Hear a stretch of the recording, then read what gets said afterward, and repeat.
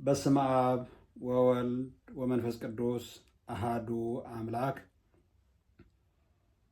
የተወደዳችሁ የእግዚአብሔር ልጆች፣ የእመብርሃን የወላዲተ አምላክ የድንግል ማርያም የመስቀል የአስራት ልጆች፣ በመላው ዓለም ሆናችሁ በአክሱም ጽዮን ሚዲያ የምትከታተሉ መላው ኦርቶዶክሳውያን እንኳን ለመስከረም 21 ብዙኃን ማርያም ዓመታዊ ክብረ በዓል በሰላምና በጤና አደረሰን አደረሳችሁ። አንድ መልእክት ወደ እናንተ ለማስተላለፍ ነው በዚህ የመጣው። ለሁሉ እንዲዳረስ ግን መላው ኦርቶዶክሳውያን ለሁሉ ሼር አድርጉልኝ፣ ለሁሉ እንዲዳረስ። በዚህ አጋጣሚ ጥያቄ ለቅዱስ ሲኖዶስና ለብፁዓን ሊቃነ ጳጳሳት አለኝ። ሰሞኑ እንደምትመለከቱት በሶሻል ሚዲያ በተለያየ ሶሻል ሚዲያ እንደምትመለከቱት የቅዱስ ፓትርያርክ አስኬማ አጥልቀው የሚታዩ ወይም ደግሞ የሚጠቀሙ ብዙ ቀላል የማይባሉ ብፁዓን ሊቃነ ጳጳሳት ስንመለከት ሰንብተናል። የብዙ ጥያቄም እየሆነ ቀጥለዋል ማለት ነው። ስለዚህ ጥያቄያችን የኔ ጥያቄ ማለት ነው ለቅዱስ ሲኖዶስና ለብፁዓን ሊቃነ ጳጳስ ለሁሉ እንዲዳረስ ግን ሼር አድርጉላቸው። በተለያየ መንገድ ይደርሳቸዋል። ስለዚህ ይህን ሲደርሳቸው ግን መፍትሄውም ያበጅለታል ብለን እናስባለንና በእውነት በታላቅ ትህትና ይህን ጥያቄ ለመጠየቅ ተገደድኩ። ብፁዓን ሊቃነ ጳጳሳት ወይም ደግሞ የኢትዮጵያ ቅዱስ ሲኖዶስ በአሁኑ ሰዓት በኢትዮጵያ ስንት ፓትርያርክ ነው ያለን የሚል ጥያቄ ነው የኔ ጥያቄ ማለት ነው። በጣም በሚገርመው ነገር በሌላ ዓለም በሶሪያ፣ በግብፅ፣ በህንድ፣ በራሻ፣ በአርመን በተለያዩ አሃት አብያተ ክርስቲያናት የሚባሉ የፓትርያርክ አስኬማ ሌሎች ደግሞ ከታች ያሉ ብፁዓን ሊቃነ ጳጳሳት አያደርጉትም። በኢትዮጵያ ግን አሁን እየተለመደ ያለው በሚባርኩበት ወይም ደግሞ በየመስቀሉ አደባባይ ሁሉ የፓትርያርኩ ልዩ የሆነ አስኬማ ፓትርያርክ ይደልዎ ተብሎ በምልአተ ጉባኤ በቅዱስ ሲኖዶስ ከተሾመ በኋላ የሚያደርገው አስኬማ ሁሉ ሲያደርጉ ወደ 5 ብፁዓን ሊቃነ ጳጳሳት ሲያደርጉ ሁሉ ጊዜ እንመለከታለንና ይህን አስኬማ ለብፁዓን ሊቃነ ጳጳሳት ይፈቀዳል ሆይ? ወይስ ስርዓተ ቤተ ክርስቲያን የምታስከብሩት እናንተ አይደላችሁ ሆይ? እናንተ ስርዓቱን ከጣሳችሁት ሌላ እንዴት ብሎ ስርዓቱስ ሊጠብቅ ይችላል ብላችሁ ታስባላችሁ? የሚለው ለብፁዓን ሊቃነ ጳጳሳት ጥያቄን አቀርባለሁ። በተለይም የቅዱስ ሲኖዶስ ምልአተ ጉባኤ የጥቅምት ስብሰባ ላይ የመጣም ስለሆነ በእንደዚህ አጀንዳ ይነጋገሩበታል ብዬ እጠብቃለሁ። አባቶቻችን ያቆይልን። በአባቶቻችን ሕግና ስርዓት የቆየ በእናንተ ዘመን ለምንድን ነው እንደዚህ አድርጋችሁ መሪና ተመሪ እንደሌለ አድርጋችሁ ስታሳዩን፣ ከታች ያሉ ደግሞ ከእናንተ ምን ይማራል የሚለውን ነገር በተለይ የብፁዕ ወቅዱስ ፓትርያርክ አስኬማ የምትጠቀሙ ብፁዓን ሊቀ ጳጳሳት ከይቅርታ ጋር ጥያቄው በይበልጥ ደግሞ እናንተን ይመለከታልና በመቀጠል ደግሞ ለቅዱስ ሲኖዶስና ለምልአተ ጉባኤ ብፁዓን ሊቃነ ጳጳሳት ያሉበት ሁሉ ጥያቄ ነው። ይህን ጥያቄ ማቅረብ የምፈልገው በጣም የሚያሳዝነው ነገር እንዲህ ልክ እንደ ስርዓት አልበኝነት በሚመስል መልክ ዝም ብሎ ገንዘብ ስላለን ወይ ደግሞ ገዝተን ማጥለቅ እንደምንችል ብቻ የምናስብ ከሆነ ትልቅ ስህተት ነው። ስለዚህ ሁል ጊዜ ብፁዓን ሊቃነ ጳጳሳት የፓትርያርኩ አስኬማ ካላከበራችሁ፣ እናንተ የፓትርያርኩ አስኬማ ከተደፋፈራችሁ፣ ከታች ያሉ መነኮሳት ደግሞ የእናንተ አስኬማ የእናንተ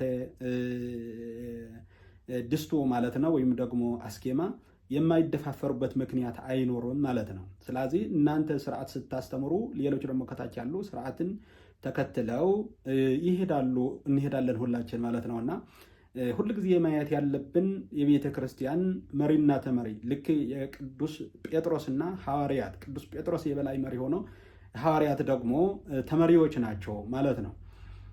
ልክ የኢትዮጵያ ኦርቶዶክስ ተዋሕዶ ቤተ ክርስቲያንም በዚህ መንገድ ነው የምትሄደውና ለምንድን ነው በየግላችሁ እየገዛችሁ የፓትርያርኩ አስኬማ የምታጠልቁት? ብፁዓን ሊቃነ ጳጳሳት፣ ጥያቄ ለእናንተ ነው። በፌስቡክም በቲክቶክም በዩቲዩብም በኢንስታግራምም በልዩ ልዩ በዙምም ሰው እየተወያየበት እየተነጋገረበት ነው ያለውና እናንተ ስርዓት ብታስከብሩ እኮ በተለያየ ሶሻል ሚዲያ ስማችሁም አይነሳም፣ ጥፋታችሁም አይነገርም ነበር ማለት ነው። ምክንያቱ እኛ እናንተ ፎቶ ተነስታችሁ በፌስቡክ እና በተለያየ ነገር ስትለቁት እኛ ደግሞ አስተያየት መስጠት ኃጢአት አይደለም። እናንተ የብፁዕ ቅዱስ ፓትርያርክ አስኬማ ስትጠቀሙ እኛ ደግሞ ለምን ሕገ ቤተክርስቲያን ይጣሳል ብለን አስተያየት መስጠታችን ኃጢአት አይደለም። ምዕመናንም ቢሰጡ እንዴ ይህን የፓትርያርክ አይደለም እንዴ ፓትርያርክ ማን ነው ብሎ መጠየቅ ምዕመናንም መብት አላቸው ማለት ነው። ሁላችንም አለን ማለት ነውና በእውነት ከእናንተ ስርዓት ባለው መንገድ እየሄዳችሁ እንድታስተምሩን እንፈልጋለን። ስለዚህ ከቅርብ ጊዜ ወዲህ በተለያየ በቃ ልክ የቅዱስ ፓትርያርክ ስታይል ወይ ደግሞ አስኬማ የሚጠቀሙ ብፁዓን ሊቃነ ጳጳሳት አሉ፣ የምትጠቀሙ ብፁዓን ሊቃነ ጳጳሳት አላችሁ ማለት ነው። በርካታ አባቶች ደግሞ ብንናገር አይቀበሉንም፣ የቤተ ክርስቲያን ስርዓት ግን አይደለም እያሉ በእውነት በየቤታቸው የሚያዝኑ ብፁዓን ሊቃነ ጳጳሳት ሕግና ስርዓት አክብረው የሚሄዱ እንዳሉ ሆኖ ግን ገንዘብ ስላላችሁ ወይ ደግሞ በምን አለኝበት ለምን ማንም አይጠይቀኝም በማለት በመናናቅ ይህን አስኬማ የፓትርያርክ አስኬማ የምትጠቀሙ የፓትርያርክ በትረ ሙሴ አይነት የምትይዙ ደግሞ ብዙዎች አላችሁ ማለት ነው። እና በእውነት ይህን ከእናንተ በብዙ እንድትጠሉ በእውነት እነዚህ በእውነት አባቶቻችን ናቸው ሆይ እንዲል ህዝቡ ባታደርጉት መልካም ነው እላለሁ። ሌላ እናንተ እንዲህ ስታደርጉ ቤተ ክርስቲያን እየተፈታተናት ያለ በመጀመሪያ በተለይ እንደዚህ አይነት የምትጠቀሙ ብፁዓን ሊቃነ ጳጳሳት እየተፈታተናችኋት ያላችሁ እናንተም ይመስለኛል ማለት ነው። እናንተ ይህን ስታርሙ ስታስተካክሉ፣ ሌላ ደግሞ ከታች ያለ ይታረማል ማለት ነው።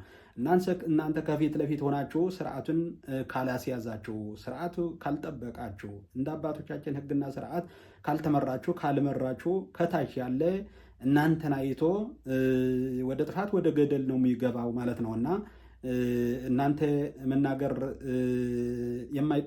የማይጠበቅበት ሰው እንዲናገራችሁ እንዲደፋፈር የምታደርጉት እናንተ ናችሁና በእውነት እናንተ ማስተካከል ያለባችሁን ብታስተካክሉ ለማለት ፈልጋለሁ። እንደዚህ የሚያደርጉ ብፁዓን ሊቃነ ጳጳሳት የፓትርያርክ አስኬማ የቤተ ክርስቲያን የኢትዮጵያ ኦርቶዶክስ ተዋሕዶ ቤተ ክርስቲያን የበላይ ስርዓቷን ሕግዋን የሚተላለፉ ብፁዓን ሊቃነ ጳጳሳት ማን ይጠይቀኛል ማንም አይጠይቀኝም በማለት ሳይሆን ሕግና ስርዓት በእውነት አላት። ምናልባት ያላከበር ነው ሊሆን ይችላል እንጂ ሕግና ስርዓት አላት ሐዋርያው ቅዱስ ጳውሎስ። ነገር ግን ሁሉ በአግባብና በስርዓት ይሆን እንዳለው ሕግና ስርዓት ያላት ናት የኢትዮጵያ ኦርቶዶክስ ተዋሕዶ ቤተክርስቲያን። ስለዚህ ይህን ነገር ባትጠቀሙ ለማለት ፈልጋለሁ። በብዙ ሚዲያ በተለያየ ነገር ስለ እናንተ ነው እየተወራ ያለው እና ይህን ጥያቄ የኔ ምንድን ነው በኢትዮጵያ ኦርቶዶክስ ተዋሕዶ ቤተክርስቲያን በተለይ በአሁን ሰዓት ስንት ፓትርያርክ ነው ያለን ነው ስንት ፓትርያርክ ነው ያለን ብዬ ጠይቃለሁ። ለምንድን ነው የፓትርያርክ አስኬማ አድርጋችሁ የምትለቁ ብፁዓን ሊቃነ ጳጳሳት ቀላል ማይባል ወደ 5 ብፁዓን ሊቃነ ጳጳሳት አላችሁና ለዚህ ነው ይህን እንድንጠይቅ እያደረገን ያለ ማለት ነው። ስለዚህ አንድ አባባል አለ። ምናልባት ይህን የሹመት ፍላጎት የስልጣን ፍላጎት እንዳላችሁ ያስታውቃል። ሆኖም ግን ለስልጣን አትበቁም፣ ፓትርያርክነት አይገባችሁም አይደለም። ግን ሁሉ በጊዜውና በሰዓቱ ሲሆን ነው የሚያምረው። እንዲሁም ደግሞ ይገባቸዋል ተብሎ በምልአተ ጉባኤ ስትመረጡ ነው እውነተኛ ሹመት ነው እንጂ በራሳችሁ ገንዘብ ስላላችሁ ልብስ ስለገዛችሁ ወይም ደግሞ ለብሳችሁ አደባባይ የፓትርያርክ አስኬማ አጥልቃችሁ ስለወጣችሁ ፓትርያርክ ሆናችሁ ማለት አይደለም። ይህን የእናንተ የውስጣችሁ ምኞት ልታማሉ ትችላላችሁ። ደስ ሊላችሁ ይችላል። ሹመት ላይ ስለሆነ ትኩረታችሁ ሊላችሁ ይችላል። ግን ይህን ስህተት ነው። አንድ አባባል አለ፣ ራሴ በራሴ ካልተቆለጳጰስኩ ማን ያንቆለጳጵሰኛል የሚባል አለ። ራሴ በራሴ ካልሾምኩ ሹመኛ አድርጌ ካላቀረብኩ ማን ይሾመኛል የሚለው ብሂል ባንከተል መልካም ነው እላለሁ። እስኪ 5 የብፁዓን ሊቃነ ጳጳሳት የፓትርያርክ አስኬማ ያደረጉ 5 ብፁዓን ሊቃነ ጳጳሳት በሶሻል ሚዲያ በተለያየ በፌስቡክም በቲክቶክም ብዙ እየታየ ነውና እስኪ አይተን እንመለስ። በእውነት ይህን አስኬማስ ከፓትርያርክ ውጭ ሌሎች ብፁዓን ሊቃነ ጳጳሳት ያደርጉታል? ለሌሎች ብፁዓን ሊቃነ ጳጳሳት ፓትርያርክነት ሳይሾሙ ይገባል ሆይ? እንደዚህስ ተለምደዋል ሆይ? ለምንስ እንደዚህ ሆነ የሚለውን ነገር እስቲ አይተን እንመለስ።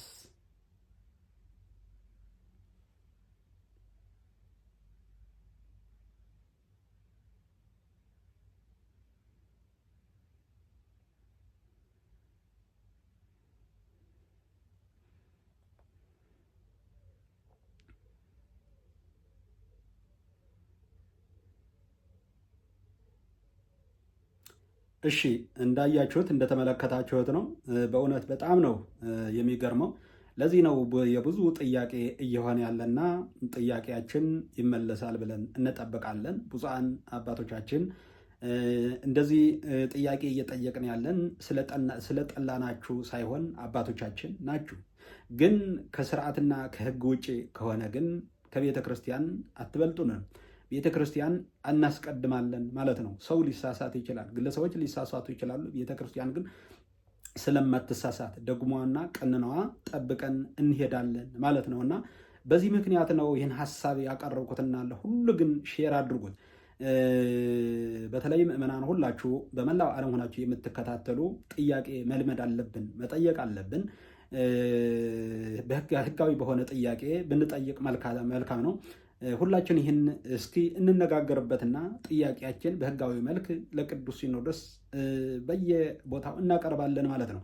ቅዱስ ሲኖዶስ ደግሞ ይህን ተነጋግሮ ትክክለኛ ኖ ይፈቀዳል፣ የቅዱስ ፓትርያርክ ለሌሎችም ይፈቀዳል ካለን ዝም እንላለን። ኖ አይፈቀድም ካለ ደግሞ ያስተካክለዋል ማለት ነው። እና አሁን ጥያቄያችን ለቅዱስ ሲኖዶስና ለምልአተ ጉባኤ ለብፁዓን ሊቃነ ጳጳሳት ነው ጥያቄያችን ማለት ነው። እና እንደዚህ አይነት መንገድ ግን ባይመረጥ መልካም ነው እላለሁ።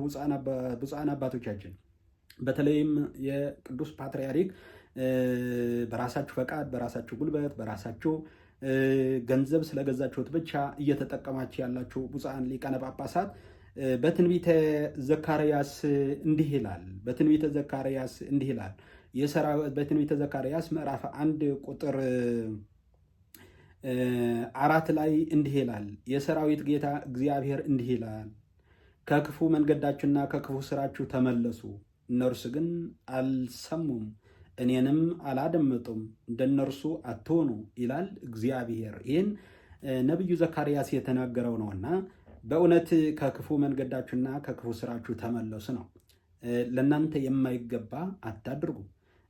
ህዝብ ወደ ሌላ ጥያቄና ሀሳብ የሚያስገባ መንገድ አትግቡ። ከክፉ መንገዳችሁና ከክፉ ስራችሁ፣ ይህን የእናንተ ያልሆነ ነገር ማጥለቅ ወይ ደግሞ መጠቀም ክፉ ስራ ነው ወይ ደግሞ ክፉ አስተሳሰብ ነውና ከእንደዚህ ብንመለስ መልካም ነው እላለሁ። ይህን ምናልባች በእኔ አንደበት ሲገለጽ እንደ ተግሳጽ ወይም ደግሞ እንደ መደፋፈር አይታችሁ አድርጋችሁ እንደማትወስዱት እርግጠኛ ነኝ።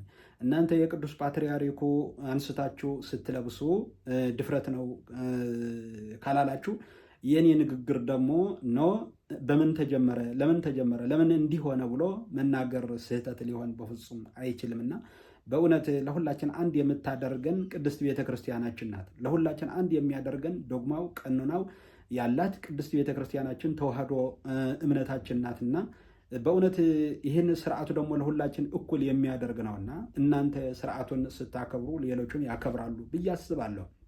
ምናልባት እናንተ ግን አሁን በመደፋፈር ወይም ደግሞ ማንም አይጠይቀኝም በማለት የምትለብሱት የምታደርጉት ነገር ሁሉ ከታች ያሉ ደግሞ መነኮሳት የእናንተ ነገ ለብሰው ሲወጡ የእናንተ አስኬማ ሲለብሱ የእናንተ በትረ ሙሴ ይዘው ከወጡ ምናልባት ለምን ብላችሁ መግለጫ መስጠት አይቻልም ማለት ነው እና እናንተ ህግ ስታከብሩ ከታች ያሉም ያከብራሉ። እኛ ህግ ስናከብር ከኛ በኋላ ከኛ በታች ያሉም ያከብራሉ ማለት ነው እና አንዱን አንዱ ማብራት መሆን አለበት ነው እና ብርሃናችሁ በሰው ፊት ይብራ ነው የተባለው። ብርሃናችሁ በሰው ፊት ይብራ። ወንጌል ነው በፊት መስበክ ያለብን፣ ትህትና ነው መስበክ ያለብን ነው እንጂ ማንም አይጠይቀኝም የሚለው ወንጌል የሚገልጽ አይደለም እና ብርሃናችሁ በሰው ፊት ይብራ እና የተባለው እውነት እንድናገር ሰው የማይሰናከልበት መንገድ እንድንሰራ ነው እንጂ ሰው የሚሰናከልበት በእኛ ሰዎች እየተነጋገሩ የሚውልበት ብቻ አጀንዳ የምንፈጠር ከሆነ ብርሃን ሳይሆን ከፊት ለፊት የሆነ እንቅፋት ጨለማ ነው የምናስቀምጥላቸው ማለት ነው እና በተለይም ደግሞ ምዕመናን እንዳይሰናከሉ ወጣቱም እንዳይሰናከል ለምን እንዲሆነ ቤተክርስቲያን ህግ እያፈረሱ ነው፣ ቤተክርስቲያን ህግ እንዳይኖራት እያደረጉ ያሉ እነሱ ናቸው ብሎ በሌላ ተጣምዶ እንዲውል በሌላ እንዲነጋገር አታድርጉት ለማለት ፈልጋለሁ። ህዝባችን ቅዱስ ነው። ህዝባችን በእውነት በመልካም መንገድ ስትመሩት የሚመራ ህዝብ ነውና ብፁዕ ህዝብ እግዚአብሔር አምላኩ እግዚአብሔር የመረጠው ህዝብ ነው ያለንና በእውነት ህግና ስርዓቱ ተከትለን ብንሄድ መልካም ነው እላለሁ። ብፁዓን አባቶቻችን ግን ለሁሉ እንዲዳረስ ግን ሼር አድርጉልኝ፣ ለሁሉ እንዲዳረስ ሁላችሁ ደግሞ በዚህ በአክሱም ጽዮን ሚዲያ የምትከታተሉ በሀገር ውስጥም በውጭ ዓለም ሆናችሁ የምትከታተሉ ወገኖቻችን ለሁሉ እንዲዳረስም ሼር አድርጉ። እናንተ እንደዚህ እየሆነ ያለ ስርዓቱ ለምን መሰላችሁ? ሊቃውንት ወደኋላ እየተገፈጠሩ ያልተማሩ ደግሞ ወደፊት ከፊት ለፊት በመምጣታቸው ነው ችግር እየተፈጠረ ያለውና መቼም ቢሆን ዛሬም ነገም ከነገ ወዲያም ሊቃውንት ከፊት ለፊት መምጣት አለባቸው። ሊቃውንት ከፊት ለፊት መምጣት አለባቸው። ያልተማሩ ደግሞ ከኋላ መሆን አለባቸው። ሊቃውንት ላልተማሩ ሰዎች ብርሃን ናቸውና ሊቃውንት ብናስቀድም የሊቃውንት ሀሳብ ብንሰማ ብናዳምጥ ቤተክርስቲያን ምንም ይጎድልባት ነገር አይኖርም። እንደነዚህ አይነት ስህተትም ሊፈጸም አይችልም። ስለዚህ አንዳንዴ ሊቃውንት የሚነግሩን ሊቃውንት ስናጠፋ ብቻ ሳይሆን ደግሞ መምከር ያለባቸው ሊቃውንት አንዳንዴም ሊቃውንትን እያማከርን ያስከይዳል አይስከይድም፣ መጻሕፍት ይፈቅዱታል አይፈቅዱትም የሚለውን ነገር እየጠየቅንም ብንሰራ መጠያየቅ ቢኖር መከባበር ቢኖር ለቤተ ክርስቲያናችን እድገት፣ ለቤተ ክርስቲያናችን ለውጥ፣ ለሕዝባችንም ጠቃሚ ነው ለማለት እፈልጋለሁ። ስለዚህ ሁላችሁ በመላው ዓለም ሆናችሁ ሊቃውንት፣ መምህራን፣ ካህናት፣ ዲያቆናት፣ የሰንበት ትምህርት ቤት አባላት፣ መላው ሕዝበ ክርስቲያን ይህን ስትሰሙ ሁል ጊዜ ስርዓታችን ምን ይላል፣ ሕገ ቤተ ክርስቲያን ምን ይላል፣ ለምንድን ነው እንደዚህ የሆነ ያለ ብለን መጠየቅ አለብን ማለት ነው። በምን በሕጋዊ ማለት ነው። በሕጋዊ ለማን ለብፁዓን ሊቃነ ጳጳሳት ለቅዱስ ሲኖዶስ መጠየቅ አለብን።